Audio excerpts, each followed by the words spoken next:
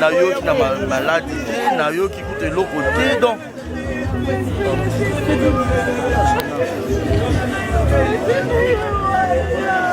Ah.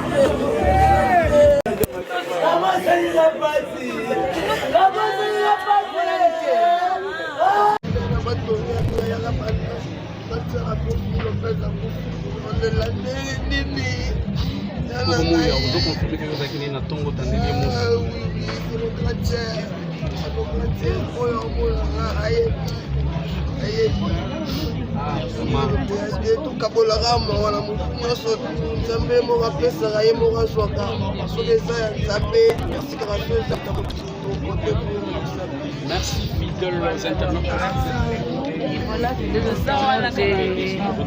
Canal Info, voilà, et nous sommes là à l'intérieur de la parcelle de Evelyne Camo Lopez, voilà, et comme vous voyez, il y a plein de gens, vraiment.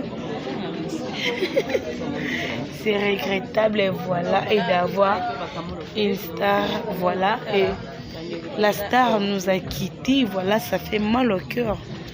Et mais quand vous constatez, il y a plein de gens.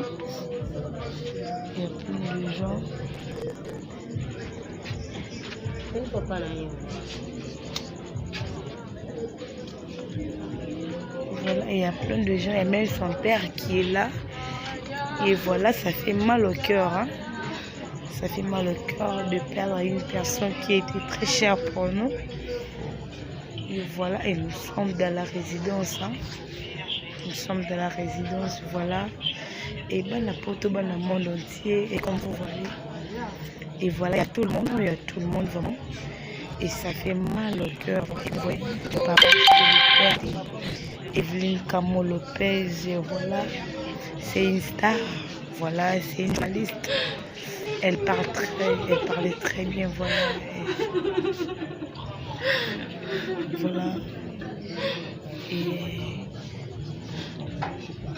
il y a tout le monde ici, comme vous voyez. Il y a tout le monde.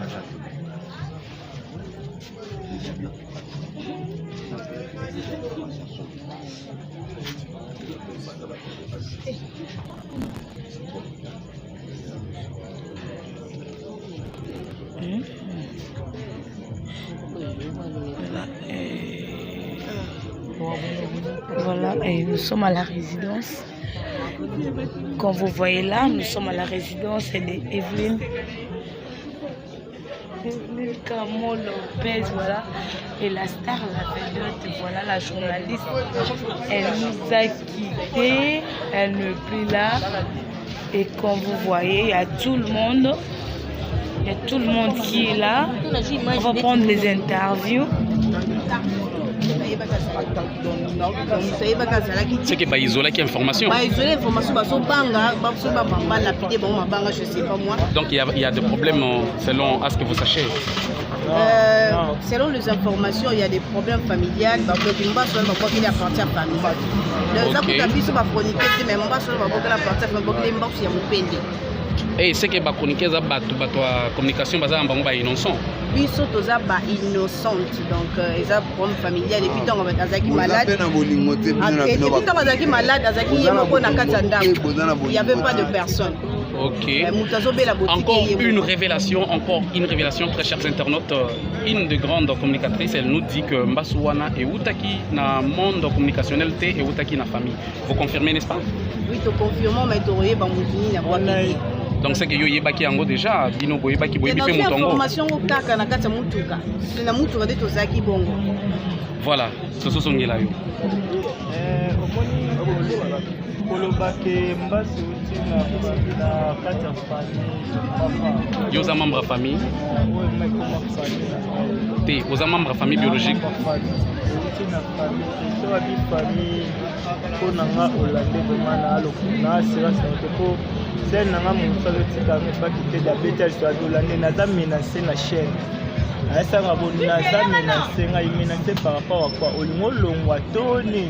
Oh non, c'est nazo. Now c'est sentir ma bien te. Pour ne messages, alors quoi il attaque moi sur la dose ou en aïe. Mais ça même ça la chose c'est pas. Na kan combativité magana et m'attaque comme le président mais eloko ezala te il est quand même bien.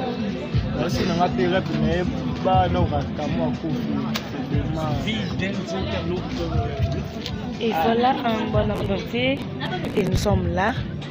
Il y a tout le monde, hein, comme je vous avais bien dit. Et qu'il y a tout le monde vraiment. Et ça fait mal au cœur. Ça fait mal au cœur.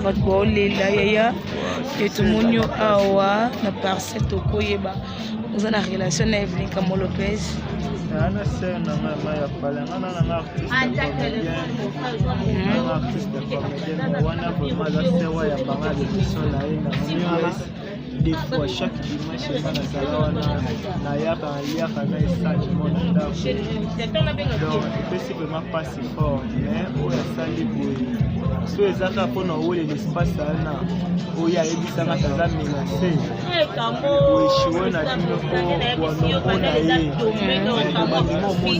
wana teti kama na teti makasi oye ba esprit na ye eza teti makasi oya pour appareil kama pour la chaîne wana ka espace wana dimanche oye ba ke dimanche wana ka kana bon mona makama ya kama teti makasi ah baza bia teti mais pour mona ye wa sera pona sia mana mais toki pe ke mbasonga uteki na niveau ya famille non na mwa bia uta na mwa tambola di yango bino boye ba tondeni avec mbaso kuta niveau famille za kutuma ba chroniqueur ba chroniqueuse na mwa tambola di tozana ba ombama ba tebele omo ni congolais bazo misala koloba n'importe quoi da kitambala kufi komi ote da kitambala sida o poisoning mais je botane ba ke da kitambala bela ki opération est compliquée Eveline a kufi komi uti na kata famille nana tamboli o ya mondi koliwa eve na kata famille siko akufi na ndaku to l'hôpital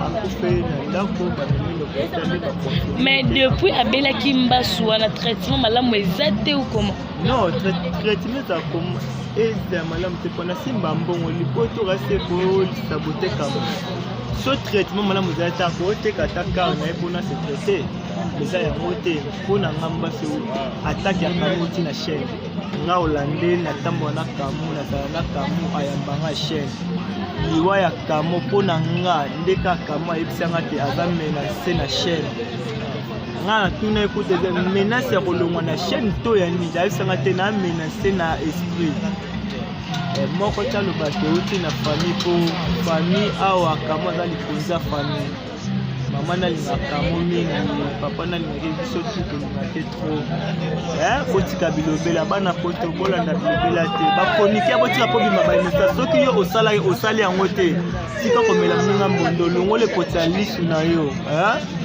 kolinga loba te ke bakoniki baza bainnocente po yo otamboli te milongola par no temps koyebi ke nga naza na basali na ngango te kolongola bao nyonso te wane ma na osenga mpe wane ma garçon olanda sengi bino vraimen bolongola yango mpona oluka yango trop merci maman et merci à bana monde entier banani comme vous avez bien dit que nous sommes ici à la résidence de Kamo Lopez voilà et tout le monde et tout le monde aura bien papa yo moto bendaki Kamo yo moto memaki loba ya koloba tosolobali nyonso tosolobali eza donc etika corps na mort donc eza na mawa tokufeli eza na mawa pene ya makasi e na oloba toujours na bachroniqueur tu ya mboka bozala na bolingo so boza na bolingo te antuka eza mawa mingi bozala pena na bolingo bolingo wana ezalaka gentillesse ya mbeko ezalaka pena na bolingo au fond du cœur ezalaka gentillesse ya mbeko teke toseki ya mbeko non ezalaka pena au fond du cœur so bozala na au fond du cœur pena ntima cœur ezalaka te. Encore une personnalité doit nous dire son point de vue. Nous savons que tout a été dit. Tout a été dit, nous confirmons. Honorable, vous connaissez Kamondé? Kamon, comme je peux te dire, non, je suis natif de Bandal. Ok. Je suis de Bandal. C'est ma petite soeur. Ça c'est un. Le deux, c'est l'ami d'enfance de madame. Elle a grandi ensemble avec madame. Tout le temps, elle est avec nous à la maison. Il y a de cela un mois, elle a fait pratiquement un mois avec nous, avec les enfants. C'est pour nous un choc. Ok, vous êtes arrivé au moment où elle a été déjà embarquée à la mort? Bon, nous sommes arrivés juste 2 heures du temps après. Mais selon ce qu'on a vu sur place, une information, elle est décédée vers 19h. Vous semblez être la personne qui la connaît à moitié bien. Elle était déjà mariée, épouse, en relation, femme-mère ou les informations à votre disposition. Là, tu me pousses entrer dans trop de détails, mais tout ce que je sais, elle n'était pas mariée. Mais elle est mère? Elle vivait dans sa famille, c'est ça. Mère de combien d'enfants? Non, elle n'a pas laissé d'enfants. C'est ce que je fais, te donne l'information. Et voilà un fidèle autant de Canal Info Plus, voilà, et nous sommes là. Et nous avons la caille qui est au côté du chocolat. Camo Lopez.